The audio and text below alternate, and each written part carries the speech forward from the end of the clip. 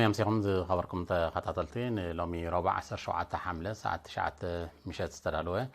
هاجراون هاجراون زيناتات حيزنا لكم قريبنا لنا كتكاتلنا بخبر زعدم بيتروس منقص أرست زينا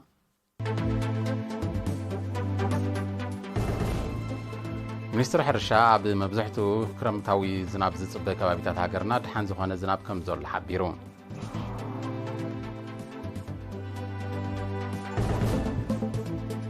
عبد زوا ماكل بوفري تمهارون لمعات وتيتا وسراح يعمم علو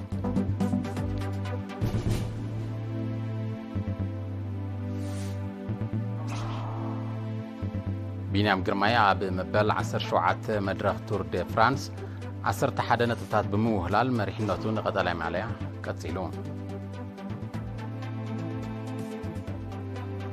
جابان ندبلوماسياون كتباون زمدنا وحدا غازو تسقمتي كام موساد كتحيب روسيا تصويعا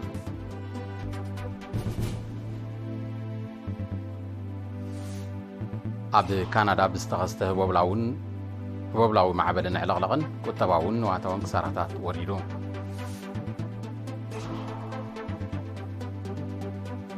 هاجرات معرب من عالم وسرعات اب حدا غايتو وكم زلوا روسيا وقيسا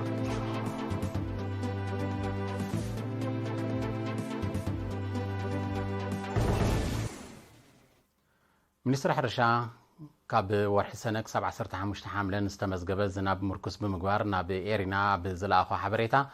عب مبزحتو كرمتاو زناب زصبه كابيتات هاجرنا دحان زخونه زناب كم زول حبيرو كاب جنفر حزب وركبات نايت منستر حزب صحنا حبريتا الله يعقوب غبرتنساي كقربين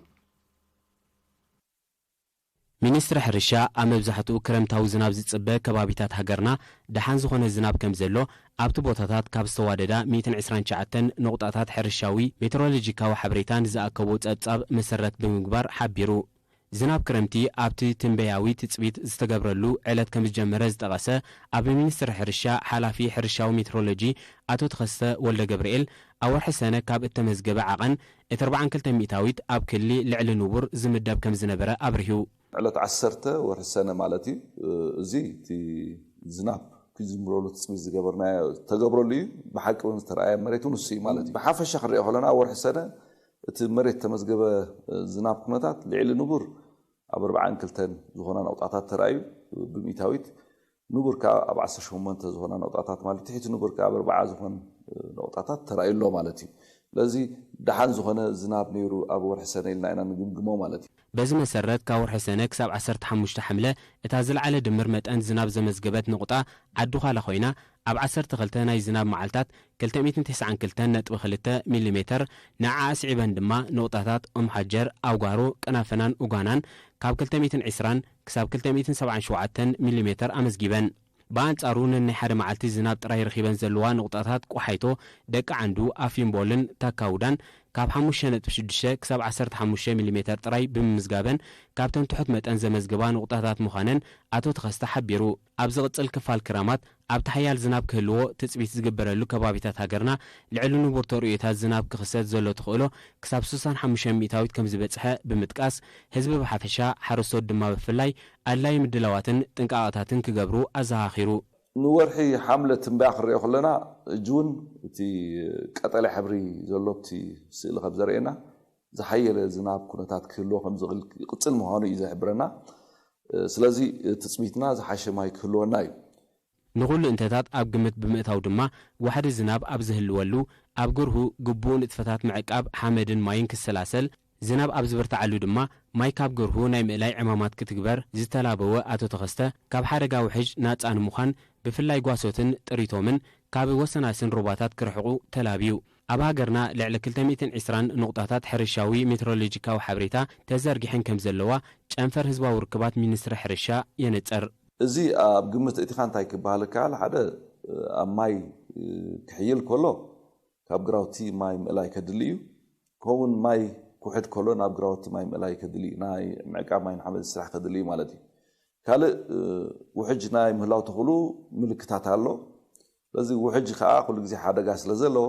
መብዛሕትኡ እዋን ካብዚ ናይ ዝእዋን ዝኽሪኦ ከለና ጋሶት ኩሉ ግዜ ኣብ ከባቢ ሩባ እዮም ዝውዕሉ ካብ ሩባ እዮም ጥሪቶም ዘመግቡ ስለዚ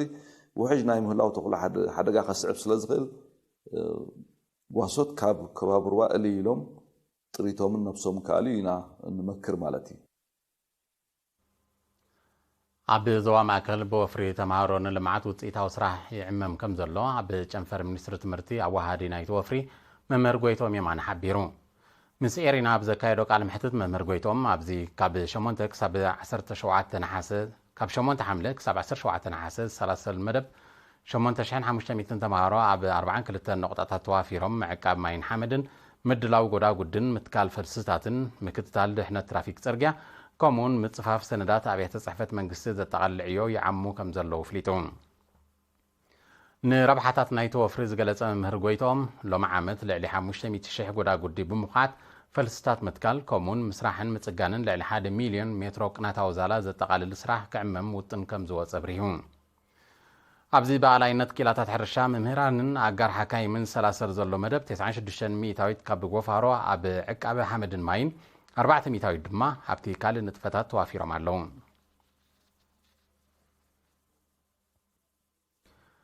ኣብ ዞባ ሰንዓፈ በብእዋኑ ዝትከል ዘሎ ፈልስታት ኣብቲ ዝድለ ደረጃ ንኽበፅሕ ዕቱብ ሓለዋን ክንክንን ክግበረሉ ፃውዒት ቀሪቡ ወኪል ኤሪና መሓመድ ኣይፈራሕ ንዘዳለዎ ጸብጻብ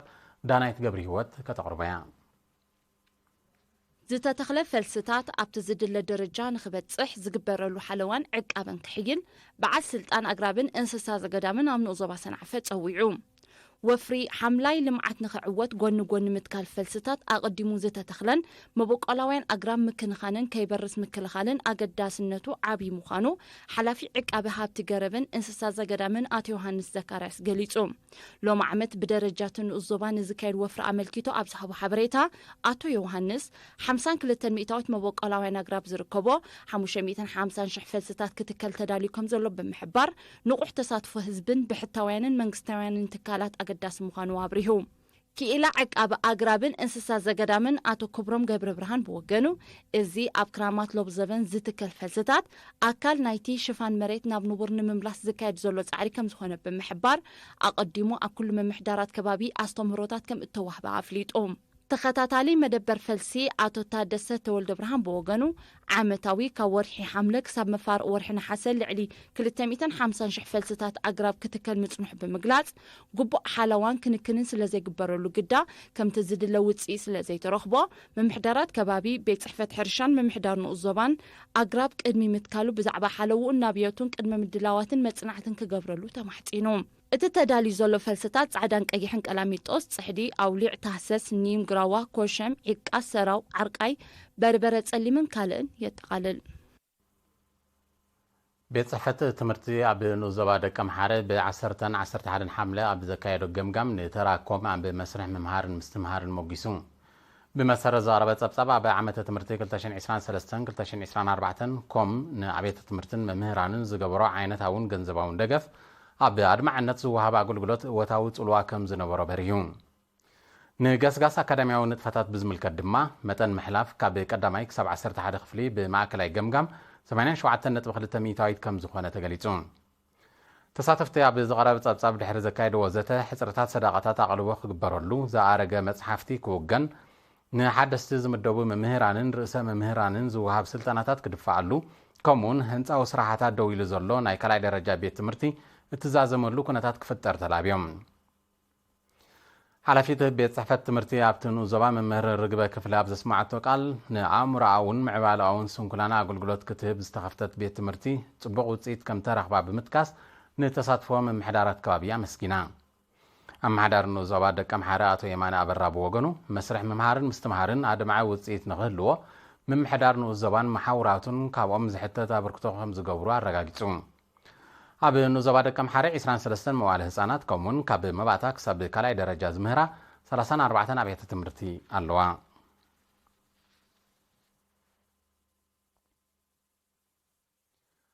ቤት ጽሕፈት ሚኒስትሪ ዕዮን ማሕበራዊ ድሕነትን ኣብ ንኡስ ዞባ ኣቑርደት ኣብ ምውጋድ ድሑር ልምድታት ዘተ ይርክብ ወዲቡ እቲ ርክብ መቐጸልታ ናይቲ ብኮሚቴ ምውጋድ ድሑር ልምድታትን ምርግጋጽ መሰላት ቆልዑን ምስ ነበርቲ 16 ምምሕዳራት ከባቢ ከተካየዶ ዝጸንሐት ኣነቓቓሒ ኣኼባታት ኮይኑ ድሑር ልምድታት ብሓፈሻ ምኽንሻብ ደቂ ኣንስትዮን መርዓትሕቲ ዕድመን ድማ ብፍላይ ንምውጋድ ምብራኽ ነቕሓት ኣገዳሲ ከም ዝኾነ በሪሁ ኣዛዚ መደበር ፖሊስ ኣቑርደት ካፒቴን ሃብቱ ወልደ ኣብን ኣኽባሪ ሕጊ ኣቶ ያሲን ዓልን ኣብ ዝሃቦ መግለጺ ክብደት ሳዕቤናት ናይቲ ሓሳይ ልምድታት ብምጥቃስ ተራ ስድራ ቤትን ሕብረተሰብን ከዓዝዝ ተሓሳሲቦም ሓላፊ ቤት ጽሕፈት ሚኒስትሪ ዕዮን ማሕበራዊ ድሕነትን ኣቶ ግርማይ ገብረትንሳኤን ሓላፊ ኣገልግሎት ጥዕና ነርስ ሳሙኤል ተኽለን ኣብ ዘቕረቦ ኣስተምህሮ መሰላት ቆልዑ ንምሕላው ኣብ ዝካየድ ዘሎ ንጥፈታት ተራ ናይ ስራሕ መሻርክቲ ክሕይል ኣዘኻኺሮም ተሳተፍቲ ብወገኖም ዝሰረፀ ባህሊ ንምውጋድ ንቕሓት ወሳኒ ስለ ዝኾነ እቲ ጎስጓስ ክሕይልን ቀጻልነት ክህልዎን ተማሕጺኖም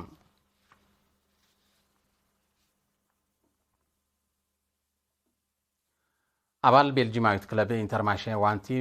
ኤርትራዊ ቢንያም ግርማይ ሎሚ ኣብ ዝተኻየደን 177.8 ኪሎ ሜትር ብዝሸፈነን መበል 17 መድረኽ ቱር ደ ፍራንስ 11 ነጥብታት ብምውህላል ንጠቕላላ ድምር ነጥብታቱ ናብ 387 ክም ብምባል ንቀጠልያ ማልያ ኣብ ዝግበር ውድድር መሪሕነቱ ቀፂሉ ቢንያም ድሕርቲ ኣብ መበል 16 መድረኽ ንፍጻመ 1.3 ኪሎ ሜትር ክተርፎ ከሎ ዘጋጠሞ ናይ መውዳቕ ሓደጋ ሎሚ ኣብ መንበል 115 ኪሎ ሜትር ምስቲ ብነጥቢ ዝስዕቦ ዘሎ ቤልጂማዊ ጃስፐር ፊሊፐንስ ኣብ ዘካየዶ ቅጽበታዊ ውድድር ክዕወት ምኻሉ ኣድናቆት ተንተንቲ ቅድድም ብሽክለታን ኣፍቀርቲ ስፖርትን ረኺቡሎ ኣብዚ መድረኽ ሻድሻይ ዝወፀ ጃስፐር ፊሊፐንስ 10 ነጥብታት ብምውህላል ንድምር ነጥብታቱ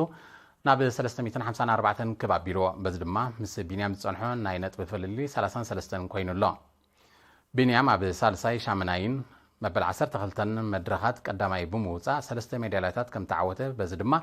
ኣብ ታሪክ ቅድድም ቱር ደ ፍራንስ ናይ መድረኽ ዓወት ዘመዝገበ በኹሪ ጸሊም ኣፍሪቃዊ ዝብል ክብሪ ከም ዝረኸበን ብቕዓቱ ደጋጊሙ ከም ዘመስከረን ዝፍለጥ እዩ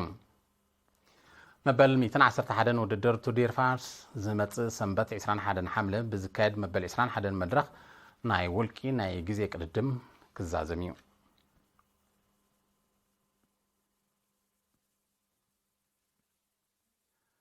ዝስዕብ ኣህጉራዊ ዜናታት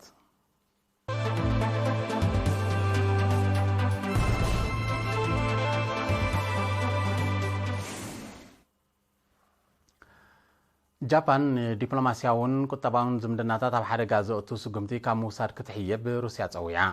ሩስያ ንፃውዒት ዘቕረበት ጃፓን ካብቲ ደስኪሉ ዘሎ ገንዘብ ሩስያ ናብ ዩክሬን ከም እትመሓላልፍ ድሕሪ ምእማታ እዩ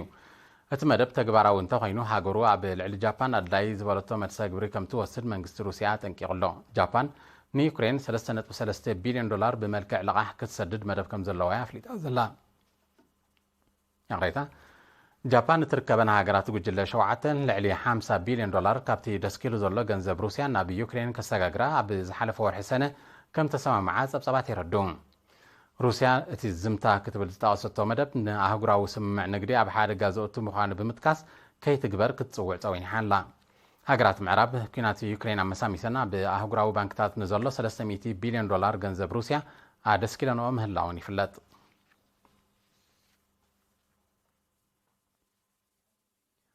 ب16 حمله ኣብ ሰፊሕ ክፋል ካናዳ ብዝተኸስተ ህቦብላዊ ማዕበልን ዕለቕለቕን ቁጠባውን ዋታውን ክሳራታት ወሪዱ በቲ ተፈጥራዊ ሓደጋ ቀንዲ መስመራት መጓዓዝያ ምድሪ ብምዕለቕላቑ ኣገልግሎታት መጓዓዝያ ከም ተሰናኸለ ሰመዚ ካናዳ ሓቢሮም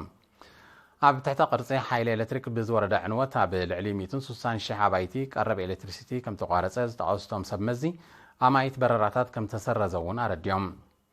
ኣብ ከተማ ቶሮንቶን ከባቢያን ድሕሪ 1941 እቲ ዝሓየለ መጠን ዝናብ ከም ዝዋቕዐ ዝጠቐሱ ጸብጸባት ብሰንኩ እታ ከተማ ሕልፊ ካልእ ከባቢታት ከም ተሃስየት ኣረድዮም ኣብ ከተማ ቶሮንቶ ኣብ 2013 ብዝተኸስተ ተመሳሳሊ ሓደጋ ልዕሊ 300,000 ሰባት ብዘይ ሓይሊ ኤሌክትሪክ ከም ዝተረፉ ጸብጸባት ይሕብሩ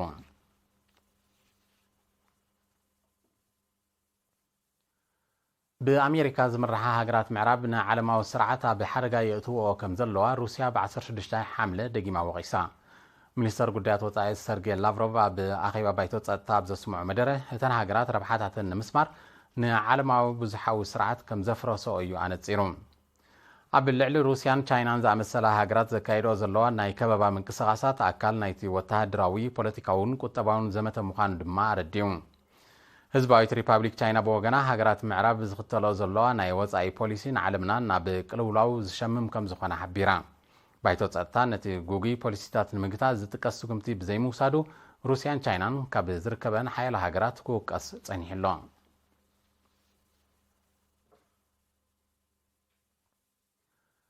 መንግስቲ ህንዲ ምስ ሩስያ ካብ ቀረጽ ነጻ ዝኾነ ንግዳዊ ምልውዋጥ ንምክያድ ይዘራርብ ከም ዘሎ ገሊጹ እትመደብ ህንዲ ናብ ሩስያ ተካይዶ ሰደድ ብምዕባይን ሰፊሕ ዕዳጋ ብምርካብን ክልታው ንግዳዊ ምልውዋጥ ንምድንፋዕ ሓጋዝ ምዃኑ መንግስቲ ህንዲ ሓቢሩሎ ፕሬዚዳንት ቭላድሚር ፑቲንን ቀዳማይ ሚኒስተር ናሬንድራ ሞዲን ኣብ መንጎ ሃገራቶም ዝካየድ መጠን ንግዳዊ ልውውጥ ክሳብ 2030 ናብ $100 ቢልዮን ክብ ንምባል ኣብ ዝሓለፈ ቀረባ ግዜ ኣብ ዘካየዶ ርክብ ከም ተሰማምዑ ይዝከር መጠን ንግዳዊ ምልውዋጥ ሩስያን ህንድን ኣብ ዝሓለፈ 4 ዋርሕ ናይ ዓመት እዚ ምስ ናይ ቅድሚ ዓመት ተመሳሳሊ ዋርሕ ክነጻጸር እንከሎ ብልዕሊ 10 ሚእታዊት ብምዕባይ ናብ ልዕሊ $23 ቢልዮን ከም ዝበጽሐ ጸብጻባት ይረድኡ ኣብ ዝሓለፈ ዓመት መጠን ንግዳዊ ምልውዋጥ ሩስያን ህንድን ልዕሊ $65 ቢልዮን ምንባሩ ዝተቐስቶም ጸብጻባት ሰደድ ጸዓት ብቐንዱ ድማ ናይ ነዳዲ ኣብ ገስጋስ ናይቲ ክልታዊ ምልውዋጥ እወታዊ ተራ ከም ተጻወተ ይረድኡ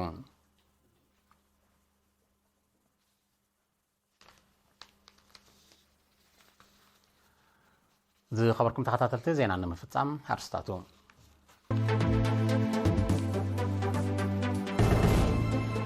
ሚኒስትሪ ሕርሻ ብመብዛሕትኡ ክረምታዊ ዝናብ ዝጽበ ከባቢታት ሃገርና ድሓን ዝኾነ ዝናብ ከም ዘሎ ሓቢሩ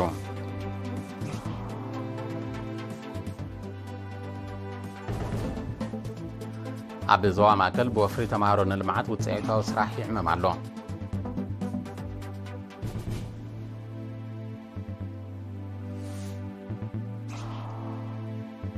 ቢንያም ግርማይ ኣብ መበል 17 መድረኽ ቱር ደ ፍራንስ 11 ነጥብታት ብምውህላል መሪሕነቱ ንቀጠልያ ማልያ ቀጺሉ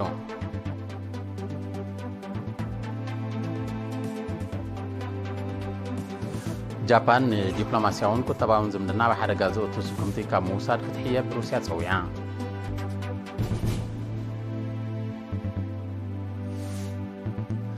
ኣብ ካናዳ ብዝተኸስተ ህቦብላዊ ማዕበልን ዕለቕለቕን ቁጠባውን ንዋታውን ክሳራታት ወሪዱ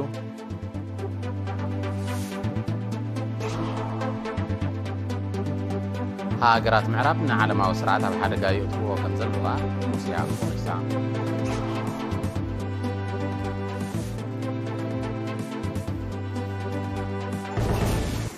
ዝኸበርኩም ተኸታተልቲ ዜና ተፈጺሙ ምስ ተረፉ መደባትና